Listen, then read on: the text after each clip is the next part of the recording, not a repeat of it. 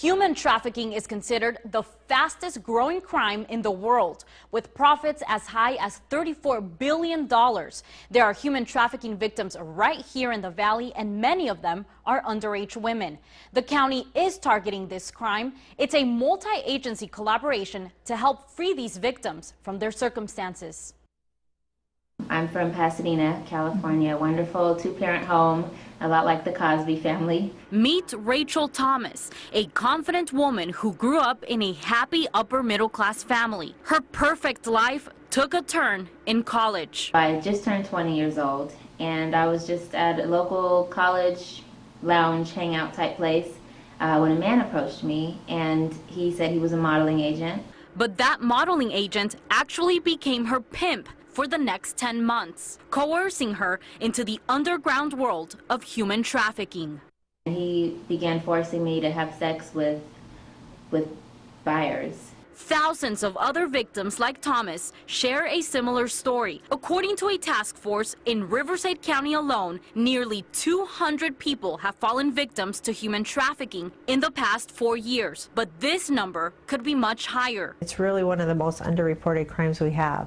And I think because it's hard to identify, people aren't aware of what human trafficking really is. Debbie Anderson of Indios Family Justice Center explains human trafficking can take the form of not only sex trafficking, but forced labor as well. You know, stuff that we see is trafficking. Sometimes when you see the children selling candy out in front of shopping centers, that could be trafficking as well. She works closely with the Riverside County Sheriff's Anti-Human Trafficking Task Force. It was created in 2010 specifically to battle this growing problem.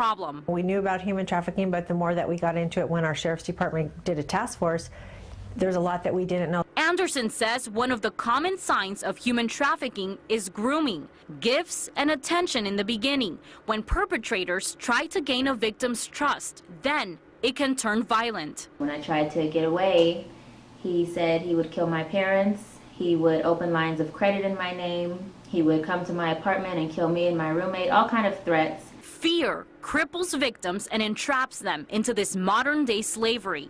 About 72% of the people victimized in California are U.S. citizens, according to the state attorney general. But this crime has no boundaries.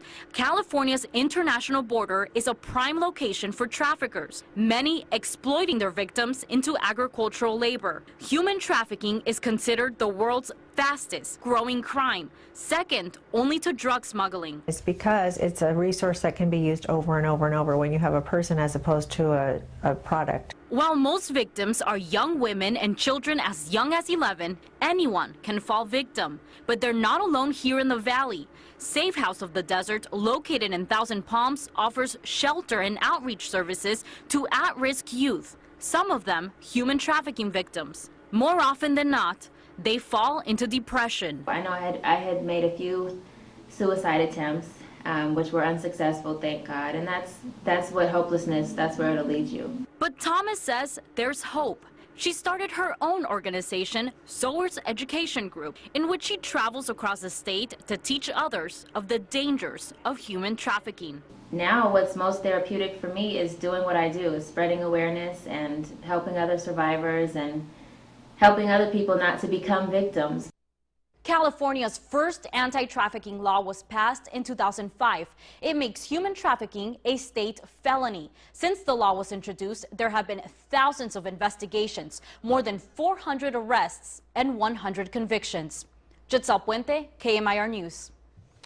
All right, still to come in the KMIR News at 11.